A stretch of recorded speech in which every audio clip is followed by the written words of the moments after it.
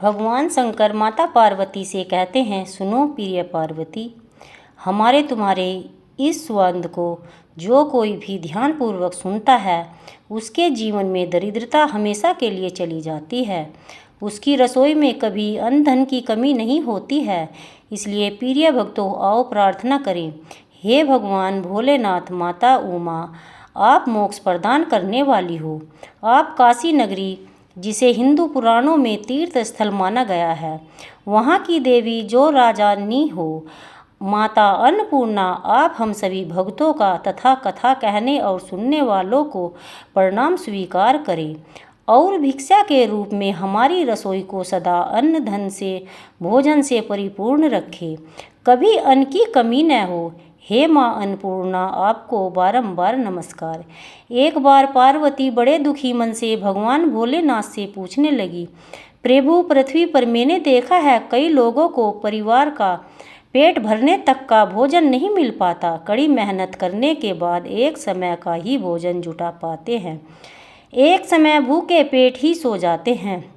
अब आप कृपा करके उनके कष्ट का निवारण करने हेतु कोई आसान सा उपाय मुझे बता दीजिए, जिससे घर में अन्न के भंडारे भरे रहें, 7 पीढ़ियों तक घर में अन्न धन की कमी न हो। ऐसा कौन सा उपाय करें जिससे घर के कभी भी सदस्य को भोजन कम न पड़े और कोई भूखा द्वार पर आ जाए तो उसे भी भोजन मिल सके, क्योंकि सभी की यही अभिलाषा होती है। भगवान, इतना देना जिसमें कुटुंब समाए, हम भी भूखे न रहे, साधु ना भूखा जाए, तो कौन सा ऐसा व्रत है जिसके करने से हर प्राणी को लाभ होता है। प्रिय भक्तों, यदि आप चैनल पर नए हैं तो अभी तक आपने हमारे चैनल को सब्सक्राइब नहीं किया है तो चैनल को सब्सक्राइब कर लें और बेल आइकन का बटन भी दबा दें। कथा को पूरा सुनने और पुण्य प्राप्त करने के लिए कमेंट में जय माँ अन्नपूर्णा लिखना न भूलें। माता पार्वती की बात सुनकर भगवान आशुतोष मुस्कुराते हुए कहते हैं, हे देवी पार्वती, तुम कितनी कोमल हृदय हो, हमेशा अपने भक्तों के कल्याण और सुख समृद्धि का सोचती रहती हो। हे उमा, जो कथा आप सब सुन रहे हैं, इसे सुनने से न केवल मोक्ष की प्राप्ति होती है और पुष्पों में वृद्धि होती है, बल्कि घर में अन्न धन के भंडार सदा भरे रहते हैं। जो भक्त इस कथा को बीच में छोड़ देते हैं उन्हें संकट का सामना करना पड़ सकता है। बातों ही बातों में भोलेनाथ पार्वती जी से कहने लगे, सुनो प्रिय पार्वती, आज चलो चौसर खेलते हैं। पार्वती जी समझ गई भगवान भोलेनाथ कोई ना कोई माया करने वाले हैं, तो पार्वती जी भगवान शंकर से कहती है, ठीक है प्रभु, पहले मैं भोजन बना लूँ फिर खेलेंगे। तो भगवान भोलेनाथ कहने लगे, अरे प्रिय उमा, भोजन में क्या रखा है, यह तो माया है। यह सुनकर माता पार्वती ने कहा, स्वामी, आपको भूख नहीं है तो कोई बात नहीं, लेकिन मैं आपके गणों के लिए तो भोजन बना सकती हूँ। हाँ, आप भोजन के लिए कभी माया न कहना और ठीक है नहीं है। अब भोजन बनाने के बाद पार्वती शिवजी के पास आकर बैठ गई। शिवजी कहते हैं, अब बताओ प्रिय पार्वती, आज आप दांव पर क्या लगाओगी। माता पार्वती चौंक गई और कहने लगी, भोलेनाथ, आप जुआ खेल रहे हैं। तब भगवान शंकर कहते हैं, नहीं प्रिय पत्नी, पति के बीच में कैसा जुआ, तो बस मनोरंजन के लिए है। अब बताओ, अब आप दांव पर क्या लगाओगी। मैं तो अपना त्रिशूल दांव पर लगा रहा हूँ। तब माता पार्वती ने कहा, भोलेनाथ, मैं अपने सोने के आभूषण को दांव पर लगा देती हूँ। चौसर शुरू हो गया और माता पार्वती बाजी जीत गई। वह भोलेनाथ से कहती है, स्वामी, आप तो अपने त्रिशूल हार गए। भोलेनाथ ने कहा, कोई बात नहीं, मैं इसे वापस जीत लूँगा। अब मैं अपना बासुकी नाग दांव पर लगाता हूँ। तब माता पार्वती ने भोलेनाथ का त्रिशूल दांव पर लगा दिया। खेल शुरू हुआ। माता पार्वती फिर से जीत गई। अब माता पार्वती भोलेनाथ से कहती, अरे स्वामी, आप फिर से हार गए, यह कैसा खेल खेल रहे हैं। आप चलो इसे अब बंद करते हैं, नहीं तो आप कंगाल हो जाओगे। भगवान भोलेनाथ ने मुस्कुराकर कहा, प्रिय, मुझे कंगाली से क्या भय है, मैं तो पहले से ही कपाली हूँ। चलो इस बार मैं अपने चांद को दांव पर लगाता हूँ। तो माता पार्वती ने शिवजी का त्रिशूल और वासुकी नाग दांव पर लगा दिया और पार्वती फिर से जीत गई। इस बार भगवान भोलेनाथ ने अपना नंदी दांव पर लगा दिया और पार्वती ने त्रिशूल, वासुकी और चांद इन तीनों को दांव पर लगा दिया और वह फिर से बाजी जीत जाती है। अब पार्वती जी भोलेनाथ से पूछती है, हे प्रभु आप क्या दांव पर लगाओगे? तब भोलेनाथ मुस्कुराते हुए कहते हैं, हे प्रिया पार्वती, अब मेरे पास रुद्राक्ष की माला है और इसके अलावा कुछ नहीं बचा, लेकिन इस माला की बड़ी महिमा है। इस माला के एक एक रुद्राक्ष में एक एक ब्रह्मांड बसा हुआ है। इसकी शक्ति अनंत है। इसी माला को दांव पर लगा देता हूँ। खेल शुरू होता है। माता पार्वती आखिर में बाजी जीत जाती है। अब भगवान भोलेनाथ से जीती हुई सारी संपत्ति को स्वयं धारण कर लेती है। अब भगवान भोलेनाथ कहते हैं, हे देवी पार्वती, अब मेरे पास दांव पर लगाने के लिए कुछ नहीं है। यदि तुम चाहो तो शेर की खाल को मैंने धारण कर रखी है, मैं इसे दांव पर लगा सकता हूँ। इसके लिए माता पार्वती मना कर देती है। खेल समाप्त हो जाता है। माता पार्वती अपने गृह कार्यों में लग जाती है। भगवान विष्णु अपने ध्यान में चले जाते हैं। तभी भगवान श्री कृष्ण भोलेनाथ के पास आते हैं और पूछते हैं, हे प्रभु यह क्या हुआ? आपको किसने लूट लिया? आपके पास कोई सामान नहीं है। तब भगवान भोलेनाथ कहते हैं, मजाक न उड़ाओ प्रभु, आपकी बहन पार्वती ने ही हमें लूट लिया और अब आप ही हमारा उपवास उड़ाते हैं। अरे हमें तो अपनों ने लूटा, गैरों में कहाँ दम था। मेरी कश्ती वहाँ डूबी जहाँ पानी कम था। यह सुनकर भगवान श्री कृष्ण हंसने लगते हैं और हंसते हुए कहते हैं, प्रभु यदि आप चाहें तो मैं आपकी मदद कर सकता हूँ। वह कैसे? भोलेनाथ पूछते हैं। तो श्री कृष्ण कहते हैं, आपको चौसर का पासा बनकर दिखाता हूँ। एक बार फिर माता पार्वती के साथ ऐसे चौसर खेलने लग गए। इस बार निश्चित रूप से जीत आपकी ही होगी। भगवान श्री कृष्ण चौसर का पासा बन जाते हैं। माता पार्वती के आने पर भगवान भोलेनाथ फिर से बाजी खेलने के लिए कहते हैं। माता पार्वती तैयार हो जाती है। खेल शुरू होता है। तब माता पार्वती को पासे को देखकर कुछ अनुमान सा हो जाता है। वह भोलेनाथ से कहती है, रुकिए प्रभु, जरा पासा इधर दिखाए। जैसे ही पासा माता पार्वती के हाथ में लेती है तो वह उसे तोड़ने लगती है। तब श्री हरि अपने मुख रूप में आ जाते हैं और कहते हैं, रुकिए देवी पार्वती, मैं हूँ, आप मुझे न तोड़ें। पार्वती यह देखकर कहती है, हे स्वामी, आप दोनों मेरे साथ छल क्यों कर रहे हैं? क्या आप माया से ही माया करेंगे?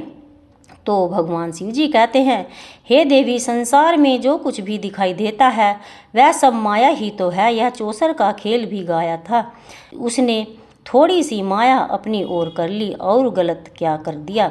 अब प्रिया पार्वती, यह मौसम, यह सर्दी गर्मी बरसात भोजन, यह सब माया ही तो है। इससे हम जितनी दूर उतना ही अच्छा है। तो पार्वती जी कहने लगी, स्वामी आप जानते हैं मैं माया ही हूँ, फिर आप मुझसे दूर रहने की बात क्या कर रहे हैं? भोजन को माया बताते हैं, प्राणी भोजन से दूर कैसे रहेगा? यह कहकर देवी माता पार्वती रुष्ट हो जाती है और भगवान शिव से कहती है, हे प्रभु, यदि आपको अन्न का, धन, प्राकृतिक बदलते मौसम का और भोजन का कोई नहीं है तो इसे पाने के लिए आप अधिकारी भी नहीं हैं। आप इन सब से दूर ही रहो। यह कहकर देवी पार्वती अंतर्ध्यान हो जाती है। पार्वती के अंतर्ध्यान होते ही सब कुछ साफ हो जाता है। नदियाँ, झरने, तालाब, बाग बगीचे सब सूखने लगते हैं। पृथ्वी घूमना बंद कर देती है। ब्रह्मांड के सारे कार्य बंद हो जाते हैं। अकाल पड़ जाता है। सारे कैलाशवासी गण भूख प्यास से बेहाल हो जाते हैं। वे भोलेनाथ से कहते हैं, प्रभु कैसे दिन देखने पड़ रहे हैं, इससे तो अच्छा है कि हम मर जाएं। भूख से बेहाल दिन काटे नहीं कट रहे हैं। इधर माता पार्वती कैलाश से अधैर्य होकर मणिद्वीप पर्वत पर पहुंच जाती है और वहां डाकिनी और सांकिनी पर्वत का स्वागत करती हैं।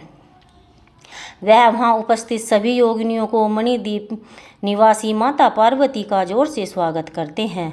पार्वती को चिंतामणि सिंहासन पर विराजमान करते हैं। वे सब कहती हैं, माता आपको जिस चीज़ की आवश्यकता हो आप हमें कहिए। फिर वे कहती हैं, माता आप यहाँ की राजेश्वरी हो, यहाँ की स्वामिनी हो, हमें आपके चरणों की सेवा मिल गई, इससे बड़ा सौभाग्य और क्या होगा। मणिद्वीप पर नित्य उत्सव जैसा माहौल बन गया। इधर कैलाशवासी और पर्वतवासी सबको भूखा प्यासा और तंगहाली से निर्धनता से बड़ा बुरा हाल था। भगवान भोलेनाथ के घन भूख से बेहाल थे। वे भगवान से माता पार्वती के बारे में पूछते हैं। फिर हमारी माता कहाँ है? यह हमसे क्यों रुष्ट हो गई है? हे प्रभु, आप हमारे भोजन की व्यवस्था कीजिए, नहीं तो हम मर जाएंगे। कोई भी माता अपनी संतान के दुखों को नहीं देख सकती। माता पार्वती यह सब देख सुन बड़ी द्रवित हो उठी और डाकिनी सांकिनी के से कहने लगी, मुझे जाना होगा। भोलेनाथ से नाराज होकर मैं अपनी संतानों को संकट में नहीं डाल सकती। तो मणि द्वीप की योगिनियों ने कहा, माता आप हमें छोड़कर न जाएं। तब माता पार्वती कहती है, मुझे जाना होगा। यदि आप चाहो तो मुझे जाने दो और आप मेरे साथ चल सकती हैं। यह सुनकर सारी योगिनियाँ तैयार हो जाती हैं और माता पार्वती काशी नगरी में प्रकट होती है। वह सब लोग परेशान थे, बार बार माता पार्वती से विनती करते हैं, हे माता आप हमारी रक्षा करो, हमें भोजन दो, हमारे प्राण भूख प्यास से निकले जा रहे हैं। तब माता पार्वती वहाँ एक रसोई सजाती है, जहाँ जो चाहे जितना चाहे भोजन कर सकती है। काशी के निवासी माता की रसोई में भोजन पाकर बड़े प्रसन्न हो जाते हैं। माता अन्नपूर्णा के नाम से प्रसिद्ध हो जाती है। इधर कैलाश पर भोलेनाथ के गण भूख प्यास से व्याकुल थे और शिवजी की बार बार विनती करते थे। तब कुछ सोचकर शिवजी एक भिक्षुक का रूप बना लेते हैं और भिक्षा मांगने निकल पड़ते हैं। घूमते घूमते काशी नगरी में पहुंच जाते हैं। किसी ब्राह्मण के दरवाजे पर भिक्षा मांगने लगते हैं। आवाज़ लगाने पर ब्राह्मण बाहर आता है, कहता है, मुनि श्रेष्ठ, यदि आप भोजन चाहते हैं तो पास ही माता अन्नपूर्णा की रसोई है, आप वहां चले जाइए, आपको जितना चाहे भोजन मिलेगा। देवी अन्नपूर्णा सबको भोजन कराती है। फिर ब्राह्मण कहता है कि हे भिक्षुक देवी, अन्नपूर्णा बड़ी ही दयालु है, वे रोज़ अपनी रसोई सजाती हैं, सबको भोजन कराती हैं, उन्होंने ही हम लोगों की जान बचाई है। अब भोलेनाथ समझ जाते हैं यह देवी पार्वती ही है, अन्नपूर्णा के रूप में सबका पेट भर रही है। तो वह अपने गणों से कहते हैं, चलो देवी अन्नपूर्णा की रसोई में चलते हैं, वही हमें भरपेट भोजन मिलेगा। सारे घर प्रसन्न हो जाते हैं और माता अन्नपूर्णा की जय बोलने लगते हैं। वहाँ से चल देते हैं। जब माता पार्वती अन्नपूर्णा के रूप में विराजमान थी, वहाँ पर आ जाते हैं और भिक्षम देही ऐसी आवाज़ भगवान भोलेनाथ लगाने लगते हैं। तब डाकिनी और साकिनी माता अन्नपूर्णा से कहती हैं, माता न जाने कौन कपाली है, काफ़ी गणों को साथ में लिए हुए हैं, उन्होंने प्रांगण में अव्यवस्था फैला दी, आप कहें तो हम उन्हें कहीं और भेज देती हैं। तभी माता पार्वती कहती है, नहीं सखियो, यह सब मेरी ही संतानें हैं, जाने कब से भूखे हैं, यह कपाली मेरे स्वामी हैं, मेरे पति हैं, इन्हें आदर सहित बुलाओ और भोजन कराओ। तब देवी पार्वती भोलेनाथ से कहती है, हे प्रभु, आपको भोजन का महत्व समझ में आ गया। हाँ देवी पार्वती, मैंने यह सब माया तुम्हारे प्रश्न के लिए उत्तर के लिए की थी। अब आप समझ गई होंगी कि वह कौन से कार्य भोजन बनाने के समय स्त्रियों को करने चाहिए, कौन से नहीं करने चाहिए।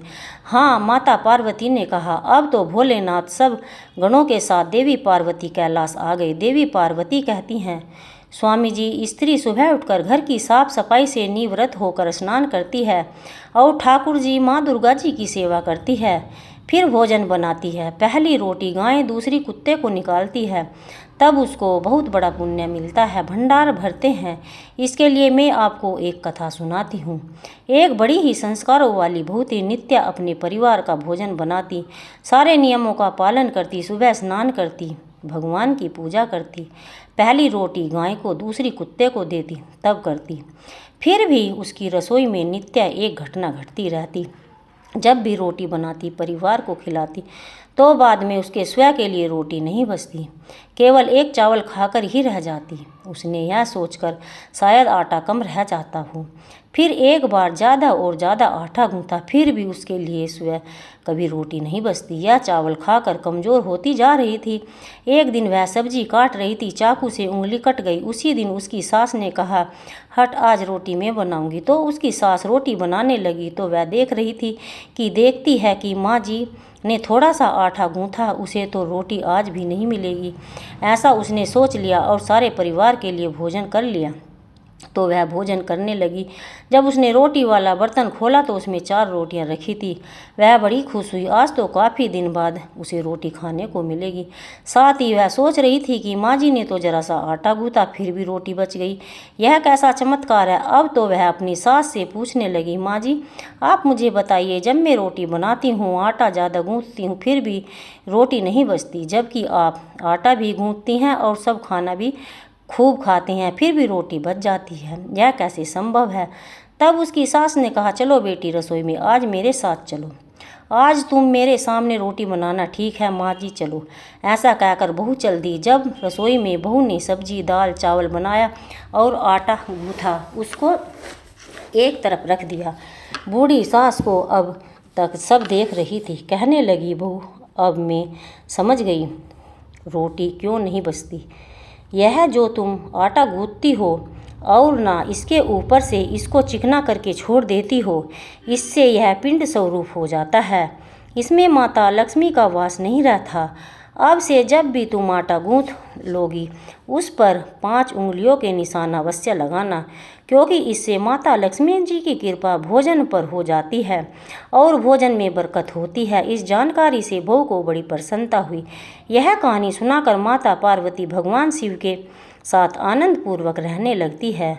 माता अन्नपूर्णा की रसोई अनवरात चलती रही। तो प्रिय भक्तों, प्रेम से बोलो जय माँ अन्नपूर्णा की।